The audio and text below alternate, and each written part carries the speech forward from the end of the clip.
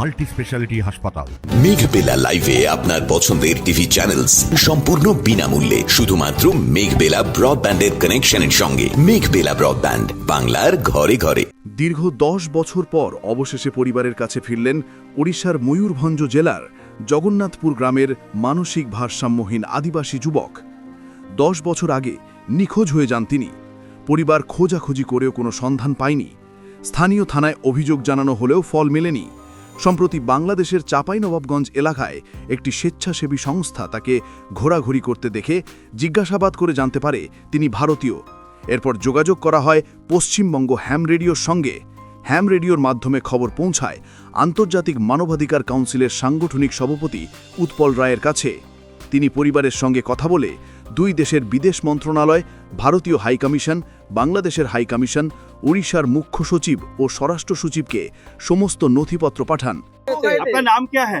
सुधम हमारा। बाबा का नाम क्या है? ईश्वर हमारा।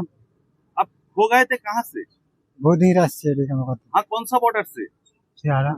यहाँ से पेट्राबुल से? सही डाल अब कहाँ गए थे आप? काम कर रहे थे सड़क पर। बांग्लादेश। आज मिला बाड़ी लोकजन ने मिला आपके साथ? घर वाले कैसा लग रहा है आपका?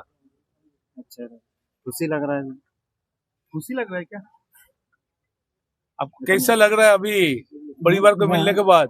परिवार के पास जाते बहुत लाभ होता है। अच्छा लगा से वो बोल रहे हैं। देखा घर वालों को देखा? वो आपका कौन होता है? ये कौन है? कौन है वो? सुभाष सुभाष ना सुभाष चंद्र।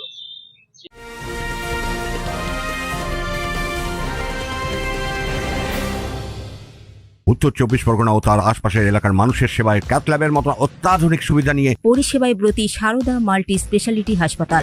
একই ছাদের তলায় মানুষ সাধারণ চিকিৎসা থেকে শুরু করে 24 ঘন্টা ক্যাথল্যাব, এমআরআই, সিটি স্ক্যান, এনআইসিইউর মতো সুবিধা এবার থেকে পেয়ে যাবেন সারদা মাল্টি স্পেশালিটি হাসপাতালে। প্রয়োজনে যোগাযোগ করুন 033-2592-0730, 2593-0730, 2593-3562 ও 9331275635 নম্বরে। আমাদের ঠিকানা royal park, Kalyani expressway, Barrackpore, Kolkata ৭,১২১। সারদা মাল্টি স্পেশালিটি হাসপাতাল, পরিষেবাই হোক আমাদের মূল লক্ষ্য। উড়িষ্যার যে ব্যক্তি প্রায় 11 বছর তিনি তার বাড়ির থেকে নিরুদ্দেশ ছিলেন ময়ূরভঞ্জ জেলার, এবং আমরা আমাদের ন্যাশনাল হিউম্যান রাইটসের যিনি ইন্টারন্যাশনাল হিউম্যান রাইটসের যিনি অর্গানাইজিং সেক্রেটারি, আমি উৎপল রায়ের মাধ্যমে জানতে পারি যে এই ব্যক্তি আমাদের ভারতবর্ষের সম্মানীয় রাষ্ট্রপতি তার গ্রামেরই মানুষ, তিনি তার এবং সেই জেলারই মানুষ, এবং তার বাবার মৃত্যুর পর সে মানসিকভাবে একটু ভারসাম্য হারিয়ে ফেলে এবং সেইভাবে সে আস্তে আস্তে বাংলাদেশে চলে যায়। পরে হ্যাম রেডিওর মাধ্যমে উৎপল বাবু তিনি প্রচেষ্টা করে এবং বিভিন্ন ভারত সরকার, বাংলাদেশ সরকারের বিভিন্ন দপ্তর, বিভিন্ন আধিকারিক, হাই কমিশনের সমস্ত রকম যোগাযোগ করে আজকে উনি ফিরছেন। উনি আমাকে জানিয়েছেন, আমরা স্থানীয় মানুষ হিসেবে আমরা তাদের সাথে আছি এবং তার পরিবারের মানুষ যে এত খুশি, এই খুশিতে আমরা সকলেই খুশি। যাচাই বাছাই শেষে বাংলাদেশ হাই কমিশনের পক্ষ থেকে অনুমোদন মেলে।